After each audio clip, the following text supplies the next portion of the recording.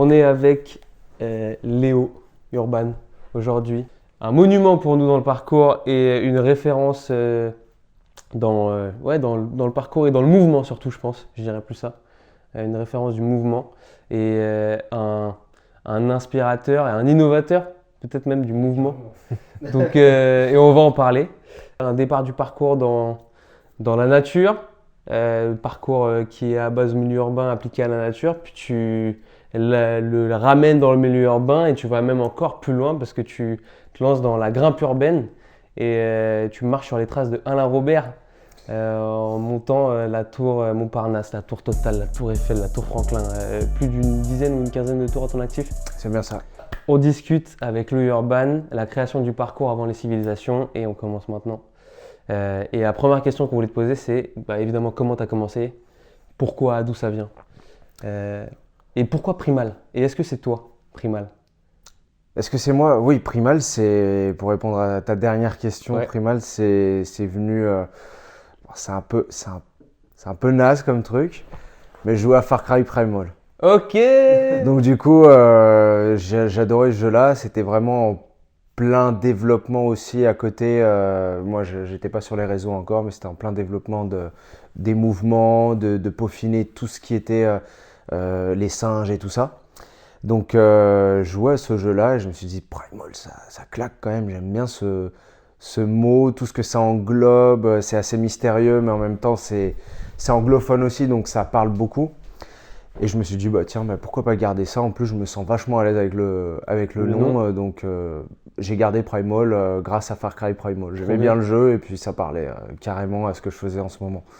Donc, j'ai plutôt, on va dire, pour répondre à ta première question, Ouais, on a fait le flashback. Comment j'ai commencé? On va dire que c'est mes parents qui m'ont mis un pied dans la nature. On est sous l'influence de nos parents et de l'éducation, hein. Forcément, quand on est tous des gamins, c'est vrai que c'est compliqué d'avoir son libre arbitre, hein. Ouais.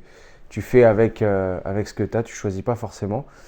Donc mes parents ont quitté la région parisienne, j'avais 4 ans et demi, on est parti sur Andorre. Et Andorre, en fait, tu as 70 000 habitants, 80 000 peut-être aujourd'hui. Donc c'est rien. Et tu n'as que des montagnes partout aux alentours. Et la des nature, forêts. elle est partout. Forêt, nature, montagne.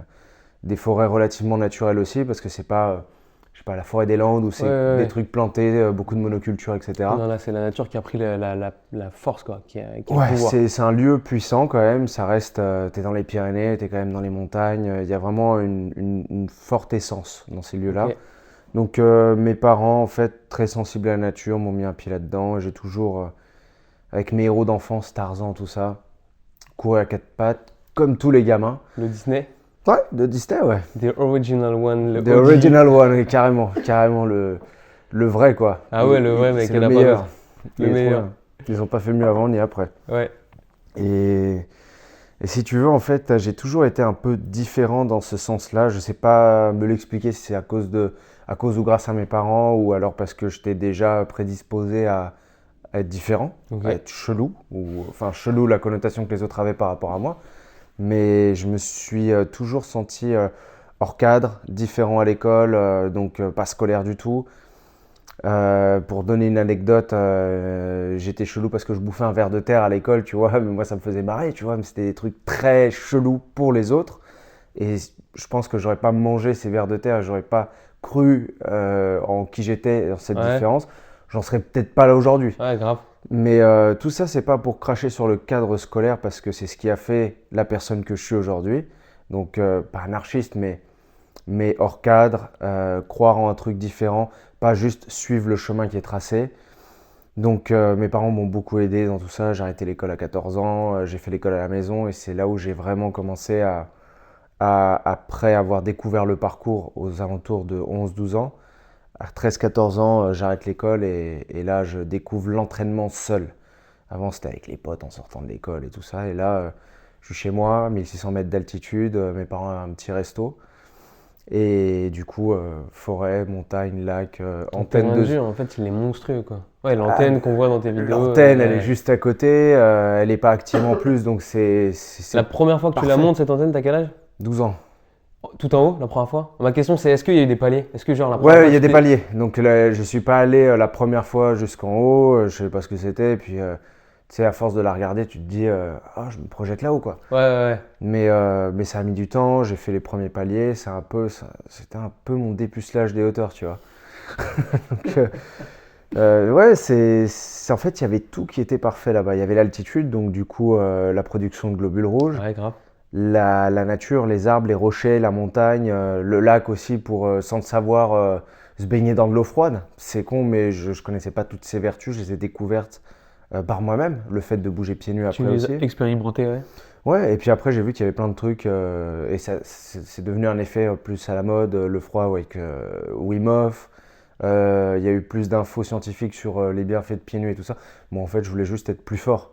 Oui, Donc, je oui, me oui. disais, sans t-shirt, quand il fait froid, bah, du coup, tu vas renforcer ta tolérance au Ouais. froid. Pieds nus, si tu sautes pieds nus, bah, quand tu vas remettre des baskets, tu vas sauter plus loin. Donc, c'était juste très simpliste et logique pour moi à Ok. la base. Et après, j'ai découvert on va dire, des choses qui allaient encore plus loin. D'ailleurs, c'est à quel moment que. C'est quand la transition que tu t'es dit, ok, là maintenant je vais m'entraîner pieds nus? Est-ce qu'il y a eu un moment où tu t'es dit, ok, là c'est ce que j'ai envie de développer? Ça a été vachement progressif en fait, parce qu'au Ouais, début, forcément, de taper des gros sauts pieds nus, le pied n'est pas habitué, il n'est pas ouais. adapté, donc du coup, tu t'y vas doucement, tu fais tes tests et tout. Et ça a mis plusieurs années, mais c'est surtout à partir du moment où j'ai commencé à laisser le parcours de côté pour étudier le mouvement des singes, des Ok. animaux. Et là, je me suis dit, bah, eux, ils n'ont pas de chaussures, eux, ils font des sauts, ils réfléchissent pas. Donc, il y avait tout ce truc-là d'intuition, d'être encore plus minimaliste qu'avec le parcours, parce qu'en parcours, Hmm. bon, t'as rien, t'as juste des baskets et un truc, un fut confortable. Ouais. Mais là, c'était encore l'étape encore remonter encore plus loin dans le parcours. Et c'est ça qui me plaisait bien. Donc, On va en parler. marcher pieds nus, je me disais, écoute, voilà, si tu marches pieds nus, déjà, tu commences à habituer à ton pied, c'est la base. Après, c'est courir, après, c'est sauter, après, c'est tout faire pieds nus. Donc, c'est venu progressivement et je pense qu'aujourd'hui, ça fait une dizaine d'années que mon pied, il s'est habitué à tout type de terrain, de pays, d'environnement, quoi. Tu t'entraînes plus du tout avec des chaussures. Non, Plus jamais. non. Tu fais une session Là, j'ai mis parcours. des chaussures pour venir ici, Oui, voilà, c'est ça. mais C'est quoi, voilà. j'ai fait une blague avant que tu arrives, j'ai dit, tu vas voir, il va arriver à nu-pieds. Ben, Putain. je me suis dit, je viens pieds nus ou pas? Je me suis dit, bon, allez, je vais mettre des chaussures là, je vais pas m'entraîner. Mais je dois mettre des chaussures, allez, 1,5% de mon De ton temps temps. dans l'année, quoi. Genre toi, hein, ouais, en Ouais. fait, t'arrives à un training, t'es déjà nu-pieds. Ah ouais, je suis Donc t'es pieds nus, déjà ouais, prêt. tout le temps. Ben, l'autre jour, je me suis fait une session parcours J'ai vu, dans ouais. la ville, j'étais pieds nus. Ok, C'est pieds nus, l'idée, c'est d'être pieds nus, c'est nos chaussures, c'est la meilleure chaussure. c'est la meilleure chaussure. Incroyable. La question du coup qui répond exactement à là où tu veux nous emmener sur la préhistoire ou sur nos ancêtres et les premiers mouvements ou les premiers singes d'ailleurs même, avant même de parler des hommes, c'est est-ce que tu penses que dans les mouvements fondamentaux du parcours ou du mouvement au global, parce qu'on peut même sortir un peu du parcours et juste aller dans le mouvement, euh, est-ce que tu penses qu'il y a des comportements de nos ancêtres ou de nos amis, les singes, chimpanzés, orang-outans, peu importe, est-ce qu'il y a des similitudes ou des inspirations ou même des reflets des mouvements fondamentaux du parcours? Complètement. Complètement. D'ailleurs, Socha, c'est un animal. Ouais, Le Kong, tu vois, il y a beaucoup de trucs qui reviennent dans les noms. Mais quand tu regardes la technique d'un saut de bras, généralement, enfin, si vous connaissez un peu le parcours, le saut de bras, c'est arriver d'abord avec les pieds pour freiner l'impact et puis après tu prends avec les mains. Quand tu regardes un singe sauter, un macaque ou n'importe lequel des singes, c'est la même technique. Et tous les animaux, on s'en est inspiré. On s'en est inspiré dans le parcours et tu le vois, il y a beaucoup de similitudes. Alors on est adapté avec notre morphologie humaine et tout, Mm. mais c'est du mouvement animal dans un milieu urbain, avec notre morphologie d'être humain, de bipède. Mais comme on se rapproche beaucoup des singes, dans un saut, dans cette gestuelle-là, on voit qu'on est des primates. hmm, Et c'est là où tu vois que le parcours, en fait, c'est adapté à cet environnement architectural, urbain, etc. Mais quand tu le fais dans la nature, bah, tu passes l'étape supérieure ou inférieure parce que tu reviens en arrière et tu t'en rapproches encore plus. Mais ok. le parcours, c'est clairement, surtout à l'ancienne, parce que maintenant il y a beaucoup d'acrobatie et de mouvements gymniques, beaucoup plus athlétiques, etc. Mais à la base, c'est un mouvement très ancestral. Ok. Donc, et tu penses, du coup, je reviens un peu plus dans l'époque moderne, mais par exemple, les Yamak, quand ils ont développé le parcours, ils avaient ça en tête ou c'était plus instinctif Et donc, du coup, ça voudrait dire que quelque part dans nos gènes, dans notre ADN, il y a quelque chose Il y a qui déjà, circule et il y a déjà tu vois, il y a déjà le fluide, quoi. On, Quand on bouge, on a déjà l'instinct primal, finalement. on a tous ça, on a tous cet instinct du parcours primal. Le truc, c'est que tu as des couches civilisationnelles qui se sont foutues par-dessus. Donc le problème avec ça, c'est que comment est-ce que je réapprends à marcher, comment est-ce que je réapprivoise mon instinct. Et ça, c'est super dur et de plus en plus dur avec tout ce qu'on a comme futilité qui ne nous servent pas à grand-chose et qui bloque justement toute cette envie de bouger, cette intelligence corporelle. Le parcours, ça a été super parce que ça a été créé justement par un groupe de gars qui étaient relativement sauvages. Tu vois, tu as déjà ce truc-là, ils viennent de la banlieue parisienne, ils veulent s'en sortir. Ils ont ce truc déjà sauvage, un peu animal, tu vois, qu'on retrouve dans... J'étais une salle de gym. Et donc, du coup. Mais c'est vrai. Ouais, c'est ça. Donc, du coup, je pense qu'ils ont vraiment essayé de franchir l'obstacle physiquement, mais aussi psychologiquement, tu Ouais. vois, d'essayer de s'en sortir. Donc, il y a vraiment un truc un peu brutal, sauvage, et qui en ressort, et ça se voit dans leurs mouvements, même dans leurs conditions physiques, tu vois, à l'époque. Il y en a qui sont, c'est du solide, tu vois. Ouais. Donc, je pense qu'il y a beaucoup de, même dans les entraînements, dans ce qu'ils faisaient, tu vois, il y a beaucoup de quadrupédie, il y a beaucoup de mouvements qui rappellent les animaux. Il y a la méthode naturelle de Georges Hébert aussi, Ouais. beaucoup d'inspiration là-dedans. Donc, c'est sûr qu'à l'époque, il y a plus de primal qu'aujourd'hui, un gars qui va commencer le parcours et qui va être noyé dans toute l'information qu'il va retrouver. Parce que toi, tu as parlé des acrobaties et du freestyle, en gros. Comment tu perçois le freestyle? Est-ce que tu as une position là-dessus ou une Bah, vision le freestyle, c'est quelque chose qui est intéressant parce que tu as des repères spatio-temporels, etc. Mais dans un cadre où tu vas réfléchir à être utile, à être fonctionnel, ça ne sert pas à grand-chose. Et puis quand tu vois les déplacements des animaux, je veux dire, ils sont capables un félin est capable de se retourner dans tous les sens et de rebondir sur ses pattes, mais je veux dire, c'est pas la fonction principale de Ouais. son action motrice, tu vois. Donc pour moi, c'est pas un cadre fondamental d'entraînement.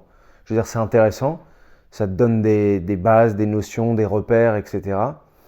Mais c'est trop athlétique. Ok. C'est beaucoup trop athlétique. C'est une autre dimension, quoi.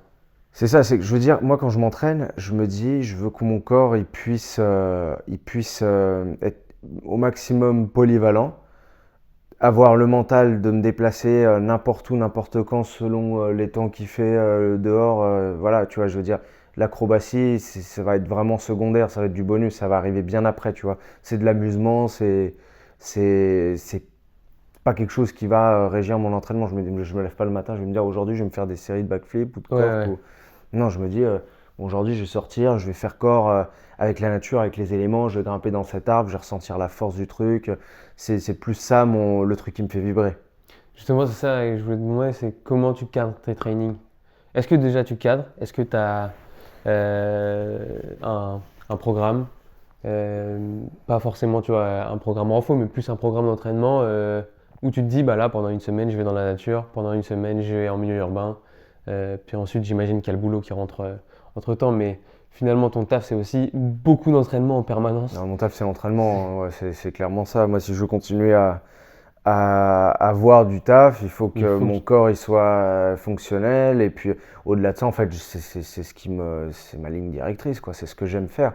Donc, je vais pas dire que j'ai vraiment un programme parce que je suis pas de programme. Je m'en fous un peu. Je l'ai déjà fait plein de fois, surtout avec le parcours, pour avoir plus de détente, regarder l'alimentation, etc. Grimper aussi parce que j'ai grimpé longtemps.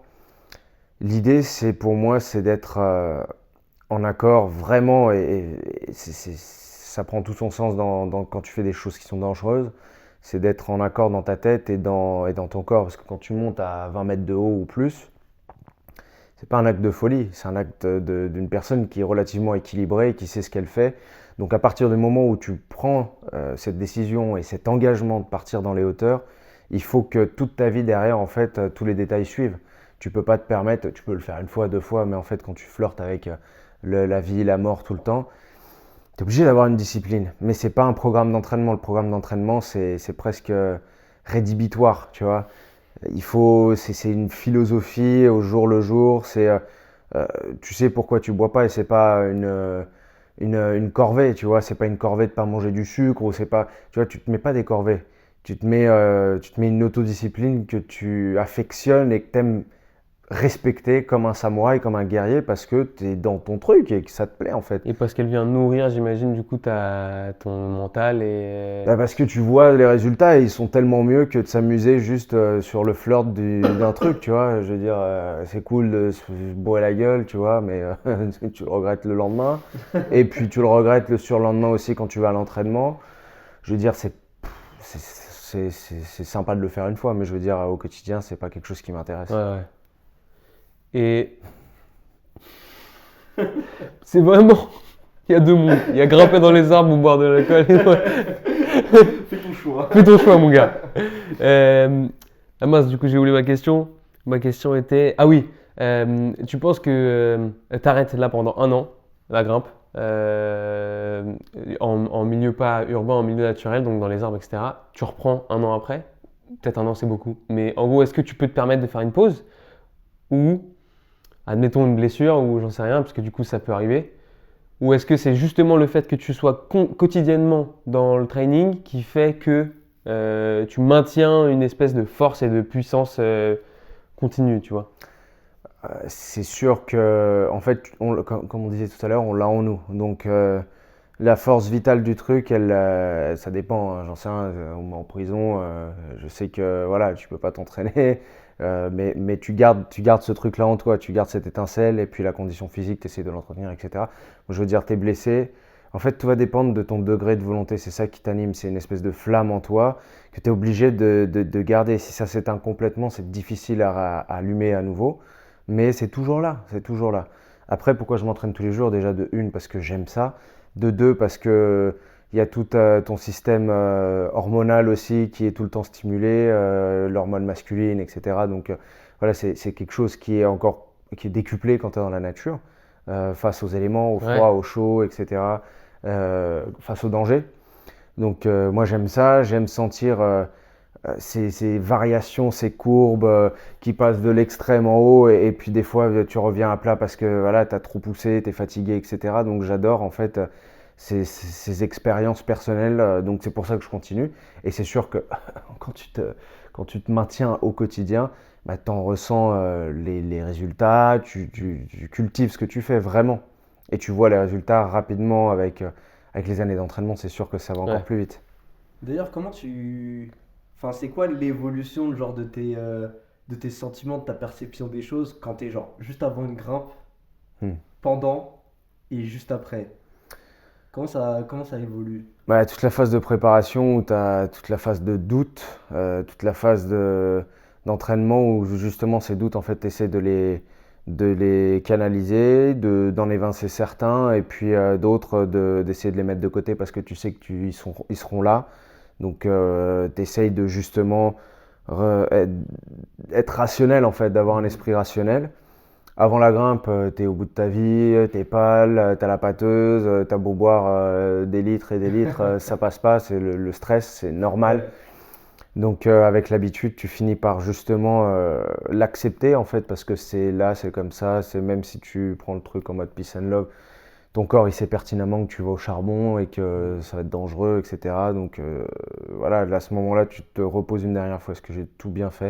Est-ce que j'ai bien mangé, j'ai bien dormi, j'ai bien bu? Ouais, ok, donc ça déjà, tu l'enlèves, tu sais que voilà, ça a été fait. Est-ce que je me suis bien entraîné? Ouais, quand même, franchement, là, je me suis bien entraîné. En fait, t'enlèves ces doutes-là qu'une fois que tu es sur la tour ou sur ton ascension, tu te dis, t'es pas à te dire, putain, je suis en train de fatiguer ou d'avoir un problème, et c'est sûrement à cause de ça, tu rejettes la faute sur rien du tout. Donc tu pars serein, mais une fois que tu es sur la tour, en fait, t'es bien. Tu touches la structure, tes peurs, il n'y a plus la place en fait. Plus la place pour la peur, il n'y a plus la place pour les doutes, il y a juste la place pour la concentration et la grimpe et ce que tu dois faire. C'est très simple après en fait. C'est simple dans le sens où plus rien n'importe, mis à part ce que tu es en train de faire en fait. Ok, ouais. Tu es juste concentré sur des trucs hyper basiques, genre je remets ma main là, je place mon pied comme ça, et puis je répète inlassablement cette sensation de confort que j'essaie d'avoir entre chaque prise. C'est tout. Ok. Plus simple possible. et t'as rien dans la tête. T'as pas la peur à partir du moment où t'as posé tes mains sur la structure et que tu commences à monter, c'est out quoi. Elle n'existe plus. Ça part, ça part. Ah, bah, si tu commences à avoir peur sur la tour, c'est que c'est le début de la fin. Ouais, mais c'est ça, mais du coup, t'as déjà eu un moment? J'ai déjà eu, ouais. J'ai déjà eu un moment, c'était comme je disais le début de la fin. Donc quand tu sais que tu commences à avoir peur, ça te fait peur d'avoir peur. Donc du coup, tu te poses les bonnes questions. Et là, si je continue à faire comme sur l'entraînement sur la tour, c'était fini, mais fini. Donc j'ai dû essayer de provoquer un second souffle, un truc qui insufflait une motivation supplémentaire et une force que tu ne te connais pas à l'entraînement. Comme l'envie de ne pas mourir peut-être. L'envie de pas mourir, l'envie de pas tomber devant ta copine, Ouais. l'envie de pas finir comme ça, l'envie de te battre quoi, comme un chien pour arriver jusqu'en haut. Donc là, tu trouves un truc en toi, comme dans Rocky quand il est au 13e round et que tu as l'impression que tout est fini. Et en fait, il trouve la force parce qu'il pense à je sais pas quoi, à tout ce qu'il a fait à l'entraînement, à sa femme, à je sais pas quoi. Et puis boum, il trouve la force et il gagne. Tu vois, donc là, bon, je gagne juste le droit d'être vivant, mais c'est déjà beaucoup. C'est déjà pas mal. C'est pas mal. Tu arrives en haut, c'est comme si tu avais. Tu nais une deuxième fois, tu vois. Ouais. Ouais. Tu renais et ça, c'est quand même cool comme sensation. C'est ouf. J'ai l'image en tête. Moi, je suis. C'est un truc, je sais pas. Hein. C'est. Ouais, alors, faut vraiment avoir fait le training qu'il faut pour pouvoir te dire, gars, t'es prêt là. Ouais. Bah, tu te poses des questions avant, tu te dis est-ce que tu es prêt à mourir, tu vois, comme un gars qui. C'est vraiment ça, hein, la Tu te la question. poses la question, tu te la poses, mais Ouais. ça te donne une relation aussi avec la mort qui est pas tabou, tu vois. Tu te dis bon, il y a peut-être rien après, il y a peut-être quelque chose en fait, mais je suis prêt à accepter cette part Tu de penses néant. qu'il y a un après? Ouais, On est en train de divaguer, mais je trouve ça je intéressant. pense Ouais. que, C'est le bien but sûr, du- je pense qu'il y a un après, je veux dire, pas forcément pour ton enveloppe corporelle, mais je veux dire, il y a quelque chose qui part de toi et qui va habiter un autre plan, c'est sûr. Enfin, je veux dire, il y a d'autres choses qui se passent après. Pour le poids des 21 grammes, il se passe quelque chose, quoi. C'est ça. Euh, Ok. Parce que du coup, en fait, c'est. Tu comprends les gens qui. J'imagine, t'as déjà eu des gens qui t'ont dit, mais t'es complètement malade ou t'es complètement jeté. Bah, la masse qui Ouais, le est bien. ratio des gens qui comprennent ce que tu fais et qui se disent, ok, d'accord, tu t'es entraîné pour ça et tout ce que tu viens de raconter. Et les gens qui ne comprennent pas ou juste qui disent, ouais, c'est impressionnant, mais franchement, tu me fais peur, j'ai les poils qui s'hérissent à chaque fois que je te vois. Bah, bien sûr, ils projettent leur propre peur dans ce que je fais, donc c'est normal. Et puis, c'est quand même quelque chose que tu vois pas tous les jours, donc forcément que tu poses des questions. Mais en fait, ces gens-là, c'est normal qu'ils pensent ça. Hmm. C'est normal, ils n'ont jamais été confrontés à ça. C'est comme si, j'en sais rien. Moi, je te demande de péter les briques comme ça à main nue et que tu le fais, t'es débile. Mais si tu t'entraînes et que tu expliques pourquoi et que t'es rationnel dans ton esprit, que tu vas péter les briques, tu vas y arriver. Et t'es pas un fou. Et tu pourras l'expliquer. Donc c'est pareil. C'est plus simple une ascension seule ou c'est plus simple une ascension à plusieurs? Parce que je sais que tu as grimpé du coup la tour Montparnasse une fois seul et vous l'avez refait une fois au début de la guerre Ukraine-Russie Ouais. avec Alain Robert, Alexis Landau et Bah déjà, c'est de la deuxième fois que tu fais la même tour, c'est plus simple parce que tu connais déjà le terrain. tu sais à quoi tu vas t'attendre, aux difficultés que tu vas rencontrer. Donc c'est plus simple. Après, pour comparer les premières fois seul ou accompagné, c'est différent. Des fois, tu as besoin de faire une tour seul pour être vraiment avec toi-même dans ta bulle, pas confronté ou stimulé par l'énergie de l'autre personne qui est en train de monter, qui n'a pas la même énergie que toi, qui va peut-être monter plus vite ou plus lentement, tu vois. Donc tu es influencé par ce rythme et par cette façon de devoir faire l'ascension. Mais parfois, ça te donne du courage aussi et de l'énergie de grimper avec quelqu'un qui est, tu sais, a les mêmes craintes, les mêmes peurs que toi, qui a partagé les mêmes entraînements. Donc quand il va, après c'est en fonction de la journée et tout, chacun se sent d'une façon différente, etc. Mais tu te dis si lui il peut, moi je peux. Si lui il est en galère, je peux aussi lui donner, lui insuffler la motivation et vice versa, tu vois. Donc je dirais pas que c'est plus simple ou plus facile, mais c'est complémentaire. Je pense que les deux sont des belles expériences à partager. C'est cool de partager justement ces ascensions, mais après de le faire tout seul aussi, t'as bravé le truc tout seul, Ouais, quoi. c'est ça. Et il y a, j'imagine, un côté de stress parce que quand tu es deux, du coup, tu montes avec une personne que tu connais bien, c'est ton pote potentiellement, voire même une personne dont tu es très proche. Si lui il est en galère et que tu sens que ça va pas, tu as aussi toi dans ta montée le fait de savoir que la personne avec qui tu grimpes est en galère et potentiellement en danger de mort comme toi tu l'es, sauf que toi au moment où tu grimpes, ça se passe bien, tu vois. Ouais, mais c'est chacun pour sa gueule en fait. Ouais, c'est ce que Tu j'ai. peux pas aider la personne. C'est que tu sais qu'il y a un pacte, bon, toi tu le passes, Une tu, poignée de tu main, le sais, ouais. Chacun il va pour sa poire, quoi. Tu peux pas redescendre, aider ton pote, t'es déjà en galère, je veux dire, tu peux pas faire ça. Et puis de toute façon, ça servira à rien. Donc chacun est responsable de sa propre vie. C'est ça qui est fort aussi, et que tu tisses des liens au-delà de l'amitié Ouais. quand tu fais des trucs comme ça avec quelqu'un. Tu sais que c'est une relation, c'est pas juste le poteau, quoi, c'est le frère. Ouais, ouais, ouais. C'est le frère, c'est charnel après. Ah, c'est ouf. C'est vraiment ouf. Sans le mauvais sens du terme, hein, dans le Oui, charnel. oui, Hein. oui, t'inquiète. Est-ce qu'il y a une. C'est quoi la différence que tu ressens quand tu évolues en milieu naturel ou quand tu évolues en milieu urbain? Le tact, beaucoup. L'énergie, les sensations, les distances. On va dire que c'est un peu les piliers qui régissent les différences. Après, tu peux sauter plus loin quand tu es en urbain parce que tout est géométrique, un peu parfait. Il n'y a pas d'obstacle devant. Tu vois, quand tu sautes dans un arbre, sauter loin, c'est déjà plus compliqué parce que c'est des branches qui sont plus proches, etc. Mais par contre, techniquement parlant, c'est beaucoup plus dur.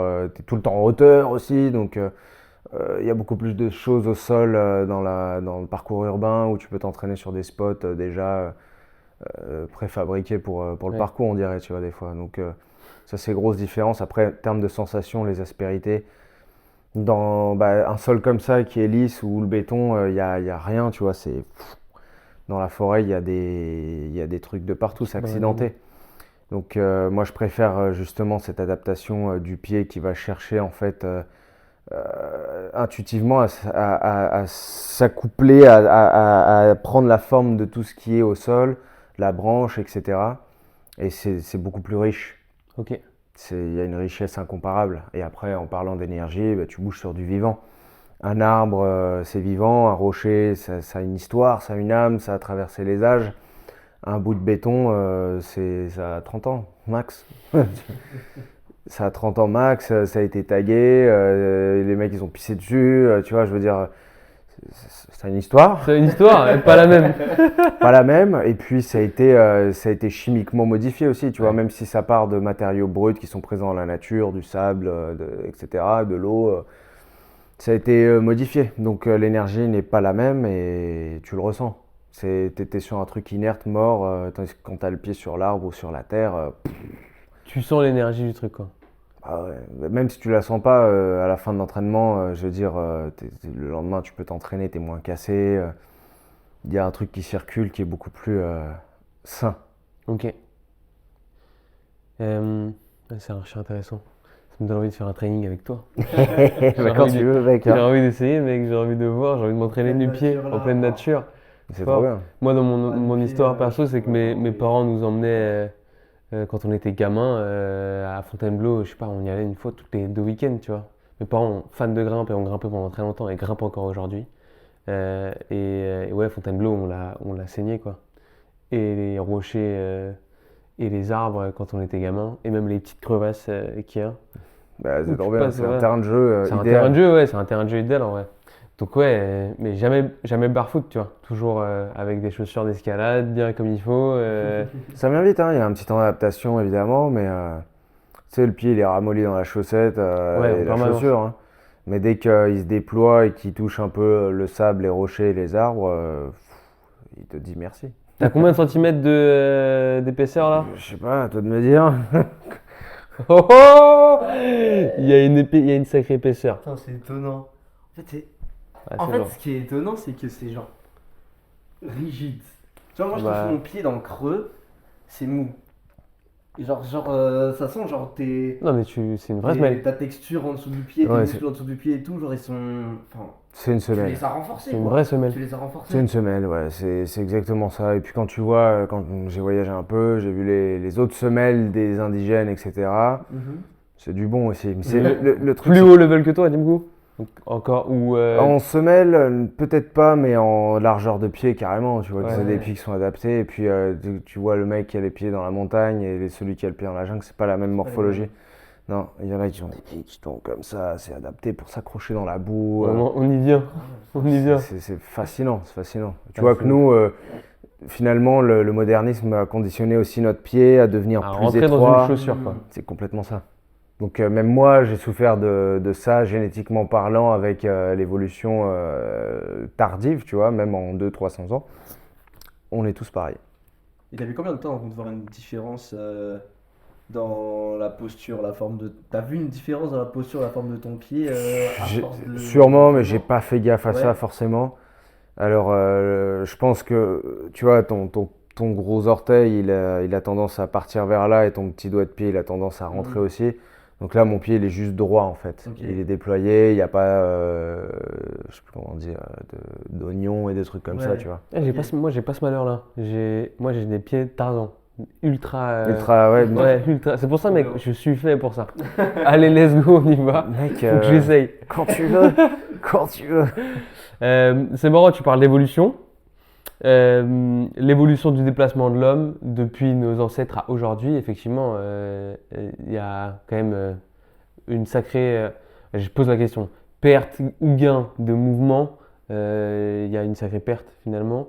Mais est-ce que tu sens un regain de cette envie de bouger?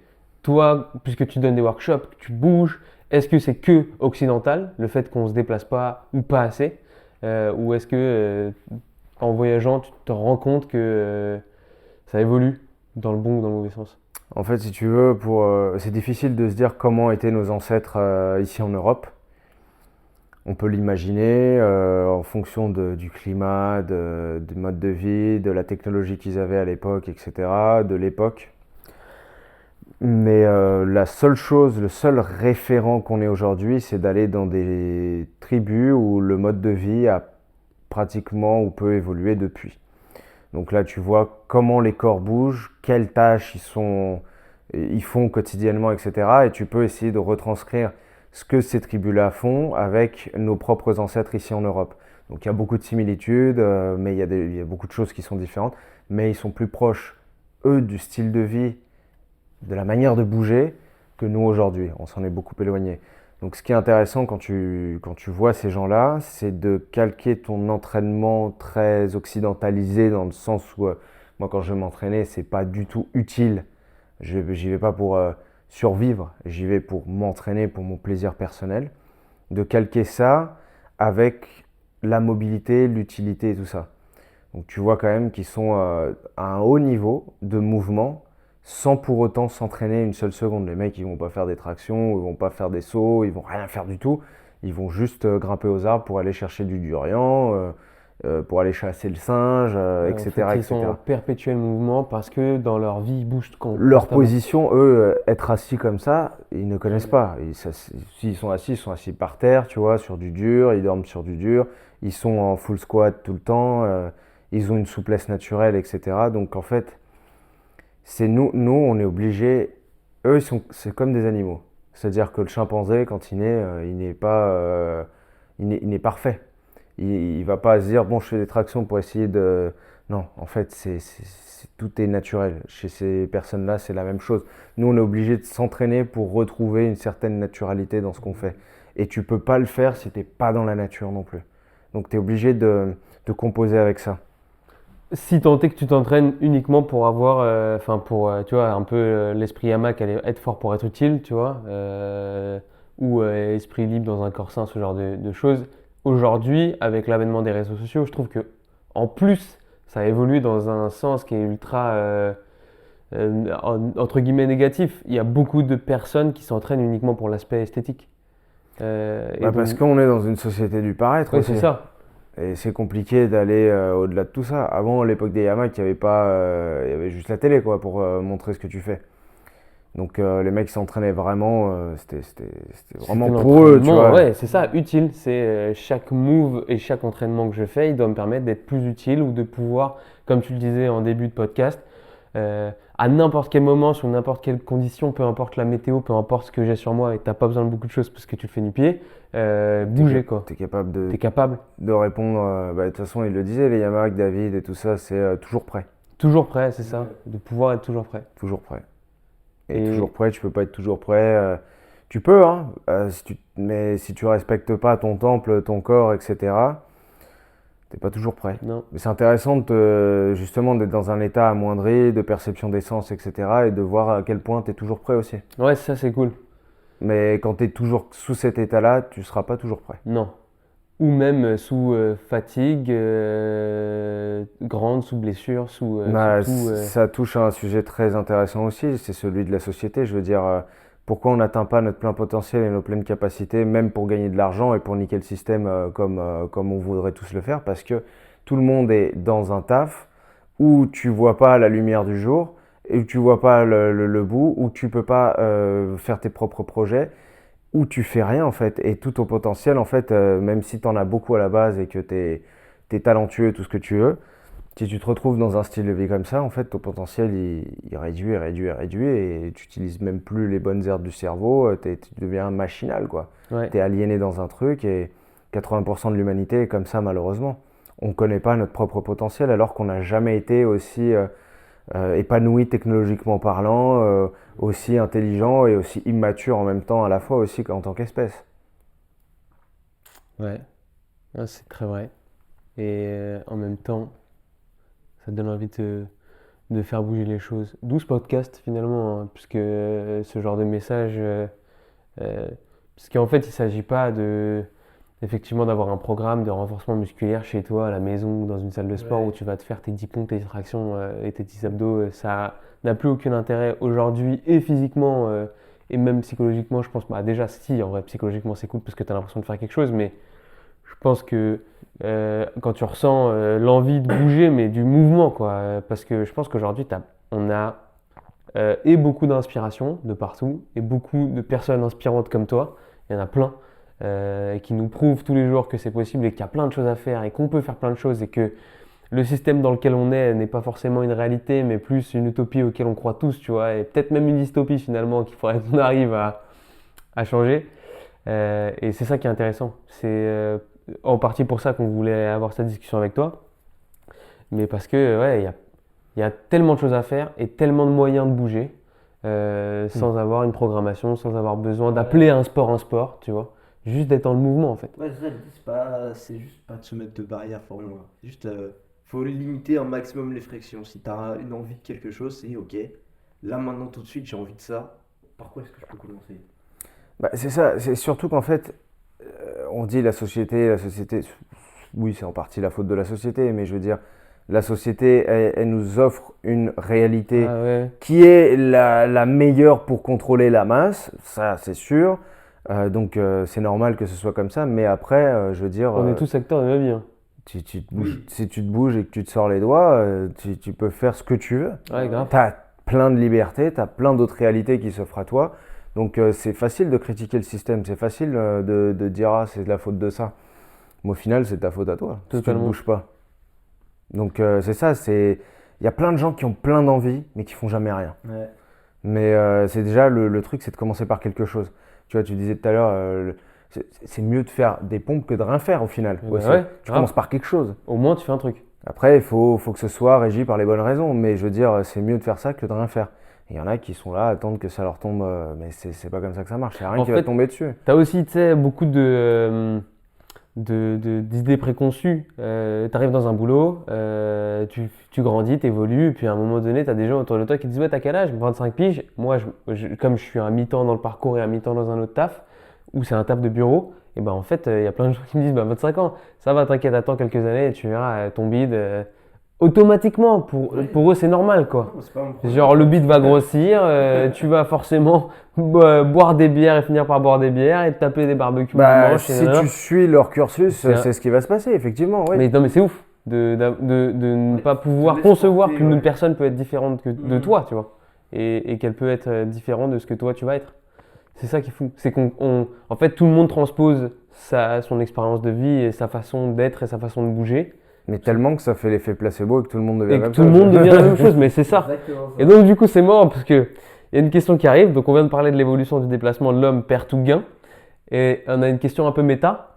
Dans un monde où tu as plein de Léo Urban, ou dans un monde où tout le monde bougerait, mais pas que en mode primal et pas que en mode grimpe, bouge, tu vois, tout le monde est en mouvement. Un monde qui est sain et où tout le monde bouge.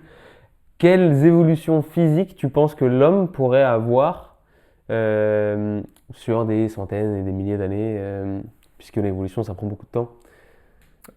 Simplement en termes de mouvement, je pense déjà que les mains, tu vois, une adaptation en fonction du mouvement, tu as les mains qui s'adaptent énormément à ce que tu fais. Tu le vois, une danseuse classique, tu vois la grâce dans le bout des doigts et tu vois comment ça se développe des pieds jusqu'aux mains, jusqu'au cou, tout est habité par son activité. Donc je pense qu'en fait on verra des évolutions par rapport à, tu vois, moi je suis beaucoup plus voûté par rapport à ce que je fais parce que je suis tout le temps un peu en quadrupédie, dans les arbres, à me déplacer, puis d'un coup à déployer un bras pour aller plus loin, etc. Donc en fonction de ton activité, forcément on aurait des évolutions rapides ou moins rapides sur certains aspects du corps humain, quoi. Et ça c'est intéressant, tu vois. Aujourd'hui, je pense que on a les cerveaux qui rétrécissent plus qu'ils ne grossissent, hein. Tu vois, par exemple, il y avait une étude très intéressante qui disait que les hommes de la préhistoire, il y a 30 000 ans, utilisaient en moyenne une trentaine de pourcentage de leur activité cérébrale. Aujourd'hui, c'est beaucoup moins, tu vois. Et pourquoi? Mais parce que tout simplement, aujourd'hui, on fait tout le temps les mêmes tâches. Et puis de scroller sur son téléphone, il n'y a rien de plus abrutissant, tu vois. De libérer de la dopamine comme ça, artificiellement. Je veux dire, les mecs, avant, ils réfléchissaient à tout. Leur cerveau était constamment en activité. Là, il lisait le temps qu'il allait faire dans les prochains jours. Il se disait, ok, bon bah, il faut qu'on bouge, il faut qu'on aille dans cet endroit, il faut qu'on construise ça, il faut qu'on aille chasser tel animal parce que c'est la période, il faut qu'on fasse tel piège. Tout le temps, il y avait quelque chose à faire, tu vois. Ouais. Donc aujourd'hui, tu te lèves le matin, tu te fais, oh la flemme, il faut que je fasse ça. Tu vois, c'est là la grosse différence. C'était avant, il n'y a pas de flemme à avoir, t'as pas ce luxe. C'est ça. Oh la flemme, aujourd'hui il faut que j'aille chasser, putain, mais. Faut que j'aille choper mon steak sous vide chez Ouais, Picard. aujourd'hui tu te dis putain, flemme d'aller faire les courses, t'imagines? Ouais. T'as le truc, il est là, t'as juste à descendre de chez toi pour aller acheter la bouffe et t'as la flemme de faire ça, c'est un truc de ouf. Donc, Tu calques. Ok, donc du coup, évolution selon les différentes besoins des gens, mains, pieds. mains, pieds et allongement des puis jambes. bien-être aussi surtout. Je pense que c'est quelque chose qui se reflète dans tout le corps. Tu vois, les gens qui marchent dans le métro, ils n'ont pas l'air bien ni dans leur corps ni dans leur tête. Et je pense que des gens qui bougent, qui font ce qu'ils veulent, il y a une aura, Ouais. ça dégage un truc. Ouais, grave. T'as l'impression que c'est des êtres évolués, les gens qui font leur activité de mouvement poussée, vraiment, tu vois, les mecs du Cirque du Soleil et tout, il y a tout qui transpire quelque chose, quoi. Le corps, il est habité. Même l'esprit, tu vois, tout est beau. Ouais. Donc je pense que oui, des gens, ça donnerait une société de gens qui seraient ultra baraqués et beaux, quoi, tu vois, mais je sais pas si c'est bien, mais je pense que ça donnerait un truc comme ça, ouais. Finalement, ce que Instagram nous montre aujourd'hui, notre blague. Mais tu vois, pour en revenir à Instagram, tu vois, aujourd'hui, j'entends beaucoup, ouais, on montre le meilleur sur Instagram et tout. Honnêtement, moi, je montre pas ma vie perso parce que, voilà, C'est il ta vie perso. y en a qui montrent leur vie perso, c'est leur problème, mais j'ai pas envie de montrer les trucs qui se passent dans ma vie perso. Mais dans l'entraînement, je montre ce qui se passe. Et comme je réussis tout le temps, et je touche du bois, mais je réussis tout le temps, je ne tombe pas, j'ai pas d'accident, j'ai pas de ratage, etc. Parce que je me connais dans mon entraînement et que je pousse pas le truc. C'est très sain comme pratique et je suis vraiment connecté à ce que je fais. Il n'y a pas de oh, il montre le meilleur et tout. Je montre mon entraînement, Ouais, c'est ça. ce qui se passe, et c'est juste qu'aujourd'hui, les gens, ils se mentent beaucoup à eux-mêmes et ils se créent un personnage des réseaux. Moi, mon personnage qu'il y a sur les réseaux, C'est Léo Urban. c'est mon toi, personnage d'entraînement et c'est moi. Je veux dire, il n'y a pas d'artifice, de superflu, etc. Tiens, film, je vais refaire le move que je viens de faire. Voilà, c'est tout. Pourquoi les Urban d'ailleurs? Parce que je m'appelle Léopold Urbain, HURBN. Donc du coup, avec le parcours, C'est c'est ouf! ouais, c'est ouf, ouais. C'est ouf. J'aurais pu m'appeler autrement, mais c'est Ok. Urbain. Donc, D'accord. Donc, j'ai du coup, j'ai ouais. juste foutu en anglais et après c'est resté parce que Léo Urbain, c'est facile à retenir. C'est facile à retenir, ça rentre bien dans la tête. Ok, j'avais une question qui m'est venue. Faut que tu reviennes. Oui, du coup, tu parlais de aujourd'hui, on a la flemme d'aller faire les courses, qui est quand même assez aberrant. Est-ce que ton mode de vie, du coup, le réveil le matin, le coucher le soir, la nutrition, etc., c'est que si tu es en mode, tu te prends pas la tête et juste ça vient comme ça vient. Donc il y a des matins où tu vas te dire, je me réveille à 10h parce que je me réveille à 10h parce que mon corps se réveille à 10h, ou est-ce que tu es cadré tous les matins, horaire, lever au lever du soleil, ce genre de choses ou, Bah, mon corps il se réveille quand il se réveille, mais généralement il se réveille tôt. Ouais, S'il doit dormir plus, il dort jamais trop longtemps de plus. ouais, Je récupère après avec une sieste ou des trucs comme ça. Sur la bouffe, en fait, je suis pas très sucre, donc c'est pas du tout un problème. Je mange pas de sucre industriel, etc. Sauf quand forcément tu vas dans un resto, j'en sais rien, tu vois, il y a du sucre ajouté dans je ne sais quel truc. Il y en a tellement partout maintenant que tu peux pas, je suis pas là, non, je m'en fous, je regarde pas forcément. Donc la bouffe, en fait, je fais d'une certaine façon, ouais, attention. Parce que j'aime pas manger de la merde. C'est juste vraiment, j'aime pas. Tu me mets pas un truc réchauffé au micro-ondes, un truc ouais. qui a baigné dans du plastique et tout, j'aime pas. Aujourd'hui, manger brut, c'est dur. Je veux dire, il faut aller au marché tout le temps.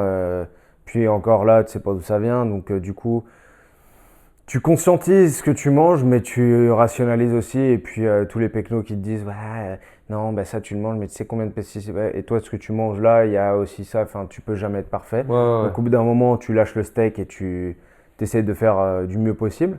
Quand je me réveille le matin, moi, ce que j'aime, c'est m'oxygéner, c'est-à-dire soleil ou pas, respirer l'air qu'il y a à l'extérieur si je dors pas dehors déjà. M'étirer, tu sais, comme une petite révision mécanique, on envoie la voiture chez le mécano, ok, tout va bien, je me sens comment aujourd'hui, tu vois, c'est un petit check-up pour voir comment je me sens aujourd'hui. Ok, bon, bah, aujourd'hui, je vais plus faire ça ou pas bouger du tout, tu vois. Donc j'aime bien être Le check-up matinal. petit check-up matinal, si je m'entraîne, je mange pas, j'aime bien m'entraîner à jeun. Sinon, je me prends pas la tête. Je me prends pas la tête en fonction des objectifs que j'ai. Je sais si je dois perdre 1 ou 2 kilos pour grimper une tour par C'est exemple. assez instinctif finalement. Ah, c'est instinctif à Ok. 100%. Il n'y a pas de. Il n'y a pas de calcul, il n'y a pas de moi, réflexion, il n'y a pas de. J'ai jamais eu de coach, ni de prof, ni rien du tout. Ça a été moi en autodidacte. Donc je connais mon corps, je sais ce que je dois faire pour me mettre sur le chemin de mon objectif. Et basta. Basta. Si je dois lire des trucs, je m'informe, je fais ce qu'il faut. Mais le ressenti, en fait, c'est hyper important. Aujourd'hui, les gens, je veux maigrir, donc ils vont acheter un programme sans même se connaître eux-mêmes, alors que c'est tellement mieux de se connaître. Et putain, en fait, quand tu te poses les vraies questions, tu as déjà les réponses très vite. C'est logique. Ouais. Plutôt que d'aller voir un mec qui va te prendre ton argent et qui va te vendre un programme qui va t'en revendre un autre après parce qu'il va te vendre un micro-résultat. Tu vas plus vite en étant tout seul et en t'écoutant toi-même, hein. Totalement vrai. C'est durable après. Oui. Quand tu te connais, t'as plus à réfléchir, tu sais que C'est là, il ça. va se passer ça et que du coup c'est normal si t'agis comme ça. Et tu sais que de toute manière après t'as juste à faire ça pour que ça revienne. Applicable à Y a tout pas- après. Voilà, c'est ça. C'est pour ça que. Puis du coup, effectivement, il y a des moments où tu sais que où prendre du poids peut être intéressant, perdre du poids peut être intéressant. Oui, Et quand c'est tu pas connais une ton fin. corps, en Mais les fait, gens, ils en font une du obsession, coup, c'est hein. archi simple Oui. de prendre du poids au moment où tu en as besoin, puis en reperdre, etc. etc. Et Tu sais en- qu'il y a des moments où tu vas en prendre quoi qu'il Et arrive, c'est ça, il y a des moments où tu vas en prendre Ça va très vite, hein, parce que c'est là-dedans que ça se Mais passe, oui, hein. de fou. C'est là-dedans. Tu dis, je veux perdre du poids, donc tout ce que tu vas faire en termes d'activité, ça va s'accorder avec ta pensée. Et pour en prendre aussi. Tu vas avoir plus faim d'un coup, donc Ouais. même les aliments qui vont t'attirer, ils vont être justement faits pour prendre moins de poids, etc. Tu es ce que tu manges, mais tu es surtout ce que tu penses. Ouais, c'est ça. Mais à On 100%. on est beaucoup ce qu'on pense. Donc, du coup, assez instinctif dans ta façon de bouger et dans ta façon de Dans tout. t'entraîner, dans tout Ouais. ton check-up matinal, etc. Archi intéressant. Et puis je pense, tu disais que tu te lèves de façon générale assez tôt. Je pense qu'en fait, quand ton corps est actif en permanence et que du coup tu prends un cycle et que tu as un rythme, je pense que le corps a pas forcément, ou à l'état naturel, pas forcément besoin de beaucoup de sommeil. Euh, Non, bah, si on dit 8-9 heures, que c'est bien, moi je dors entre 6-7 heures. Et c'est pas que je pourrais dormir plus, oui, mais c'est oui. mon corps qui se réveille naturellement comme ça. Et puis je suis bien, je suis actif, je sais que c'est le moment de bouger. Si j'ai vraiment poussé la machine, je vais me réveiller plus fatigué, Ouais. mais c'est normal. Donc après, non, je pense qu'il faut être à l'écoute de son truc. Et ton corps, c'est une machine, c'est une très belle machine, mais qui n'est pas réglée dans un programme déjà préétabli. Ouais. Donc, D'ailleurs, est-ce que tu sens beaucoup la différence? Enfin, je suppose que tu as dû souvent dormir dehors, Hmm. à la belle étoile, etc. Et du coup, je me posais la question, est-ce que tu sens la différence entre ton cycle de sommeil quand tu dors en intérieur ou quand tu dors en extérieur? Est-ce que tu es plus sujet au lever, coucher du Ah soleil, oui, etc. complètement. Déjà, moi j'aime bien dormir quand je suis en intérieur, pas de lumière, rien du tout. Ouais, La nuit, quand tu dors en extérieur, c'est forcément la lumière de la lune, des étoiles, du lever du jour qui va influer sur ta qualité de sommeil ouais, énormément. Moi, une pleine lune dehors, si j'ai pas un truc qui me cache les yeux, je dors pas bien du tout, tu ah vois. ouais. ok. Non, je dors pas. Le lever du soleil, moi, j'arrive pas. Bon, genre encore un peu, tu vois, non, c'est. Lever du soleil, Lever du lever soleil, de Léo. c'est. Mais en vrai, Ok. moi ça me fait pareil, hein, tu sais, en fait dans ma chambre, c'est genre les volets ils bloquent pas hyper bien la lumière. Et du coup ça fait que le matin, quand le soleil il se lève, ben, généralement même si je suis fatigué, mon corps il va suivre parce qu'il sent qu'il y a le C'est le soleil qui est rythme là. biologique. Et je remarque ça parce que pendant un moment je faisais souvent ça en mode je me levais, j'allais à la fenêtre prendre le soleil pour me réveiller, tu vois. Et j'ai remarqué que ça fonctionne trop bien. Mais ça fonctionne super bien. Ton Même si corps il tu prend fais le une. soleil et en mode ah là ça y est, la journée elle commence, on réveille la C'est machine, on hormonal. active. C'est hormonal. Même si tu fais une nuit blanche et que le soleil se lève et que t'es mort, d'un coup, T'as un petit regain t'as un d'énergie. regain d'énergie. Tu sais que Mhm. c'est la journée qui commence. C'est biologique. C'est ouf. C'est intéressant, hein. Ouais, c'est archi Trop intéressant. intéressant ça. Il y a plein de trucs ultra intéressants aussi là-dessus sur le cycle, du coup, soleil. Les jours vont s'allonger un tout petit peu à cause du dérèglement climatique Mm. dans quelques années, puisque la Terre est moins dense à cause de la fonte des Ouais, glaces. c'est super intéressant, ça. C'est archi intéressant. Donc on va devoir repenser Il va y les avoir heures et il va y- les mois. les heures, les mois, mais bon, Ajouter au une final, seconde à chaque journée ou un truc comme ça. ouais, mais c'est intéressant parce qu'il va y Ouais. avoir une évolution Il va y génétique avoir qui une vraie va. évolution génétique aussi là-dessus. Ouais. Ouais. On va être plus bronzé, En tout cas, on va évoluer, c'est sûr. il va y avoir un changement. On va peut-être tout scanner, mais on va évoluer avant. T'as une actu en ce moment à nous partager? Ou c'est les trucs. Préparation pour des objectifs divers et variés. Moi, j'ai pas un objectif à la fois en fait. J'en ai plusieurs Mhm. que je vais pas faire en même temps, mais je m'entraîne sur plusieurs trucs en même temps en ce moment. Ok, Autant en grimpe urbaine que en nature. ouais, Donc les objectifs se rassemblent un petit peu parce que entre grimper une tour et grimper un arbre de 70 mètres, c'est un peu le même type d'effort. Pas les mêmes façons de s'entraîner, ni dangerosité, etc. Mais ça se rapproche quand même pas mal.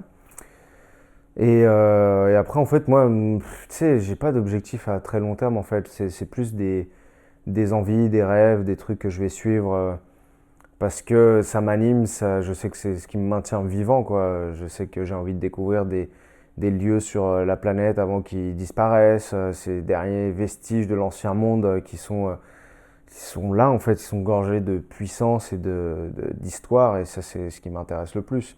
Aller dans les dernières jungles primaires, dans un lieu qui a été intouché de notre modernité toxique. Donc ça me plaît, et de voir aussi des gens qui résistent à tout ça. ouais. Des tribus. Des tribus, aujourd'hui c'est très dur de voir des tribus qui n'ont pas été assimilées depuis une trentaine d'années.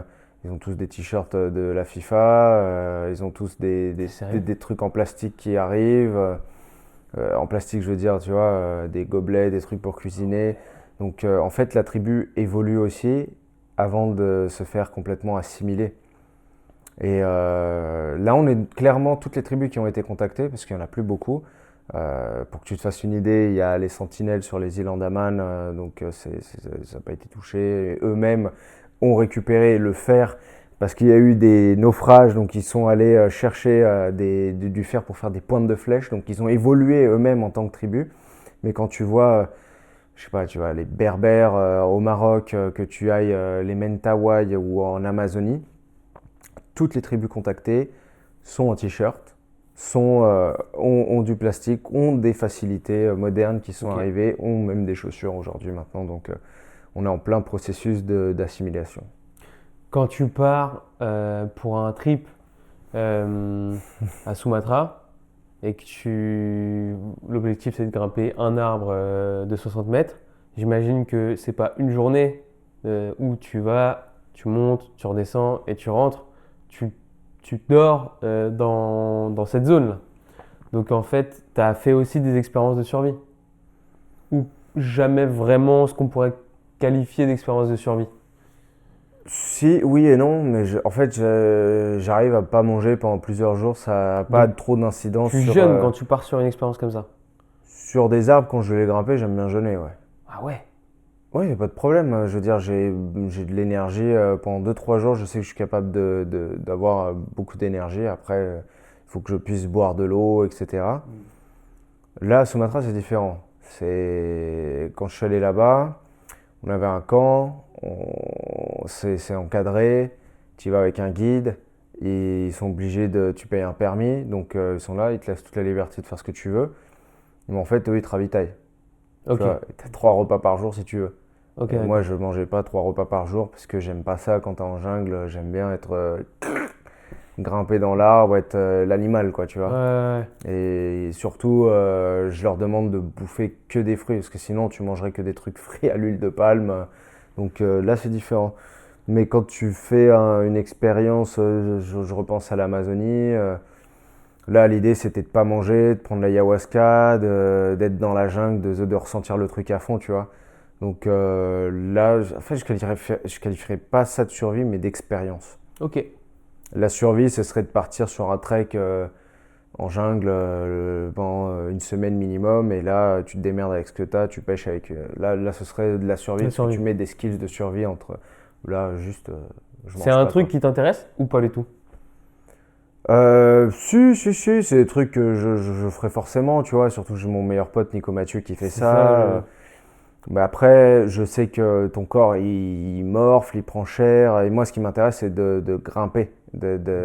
Tu vois, ce qui m'intéresserait encore plus pour pousser le truc plus loin, c'est vraiment de m'intéresser à tout ce qui est comestible pour l'être humain dans la canopée, dans les arbres, pour rester un maximum de temps, comme un chimpanzé ou un orang-outan, dans les arbres, sans descendre, et de me nourrir de ce qu'il y a là-haut, quoi. C'est ouf. Ça, ce serait intéressant. C'est Mike Horn qui disait ça dans un de ses meetings où il avait bouquiné à mort sur les produits comestibles, évidemment, parce qu'il fait des expéditions de je sais pas combien de temps, et qu'en fait, il avait déchiré les pages de tous les trucs qui n'étaient pas comestibles. Parce qu'il se disait, en fait, à quoi me sert l'information? Genre, du coup, c'est pas comestible, donc j'ai envie de reconnaître que ce que je peux manger, parce que je ne peux pas manger. Il y a plus de trucs en plus que tu peux pas manger. C'est ça, donc en fait, si tu dois apprendre tout, et je trouvais l'anecdote marrante. C'est marrant. de se dire, je déchire tout ce qui sert à rien, je veux que ce qui est important. Pour pas finir comme dans Into the Wild. Exactement. C'est regrettable. Mais... Ok. C'était trop intéressant. Merci beaucoup, Léo, pour cette discussion. C'était incroyable. Une dernière question ou est-ce que on a fait le tour? Je sais pas si on a fait le Non, tour. on n'aura jamais fait le tour, mais peut-être qu'il faudra refaire un tour un jour et voir où ça en est de l'évolution. Un tour dans les tours. Un tour dans les tours, why not, en haut de la tour totale, faire une petite vidéo. Il faudra demander une Ou belle autorisation. Pour l'arbre, c'est plus facile, ouais. On vous le pose maintenant. Mais ouais, dans les arbres, c'est plus facile. En tout cas, très très chaud de faire un training. Carrément, bon là, je sais pas quand est-ce que je pars, mais pourquoi pas, ouais, carrément, à Fontainebleau ou à Forêt-de-Meudon, Ouais. là. Avec plaisir, avec grand plaisir. En tout cas, plaisir, les gars. Merci beaucoup à toi. On espère que ça vous aura plu. Comme d'habitude, n'hésitez pas à nous dire en commentaire si vous voulez qu'on invite une autre personne ou qu'on parle d'un nouveau thème à deux. Il y a la vidéo de Clément sur le format mosaïque pour l'évolution de sa blessure qui arrivera bientôt. On vous fait des bisous. Et on vous dit à vous une prochaine vidéo. Ciao. Ciao. J'étais surpris, hein.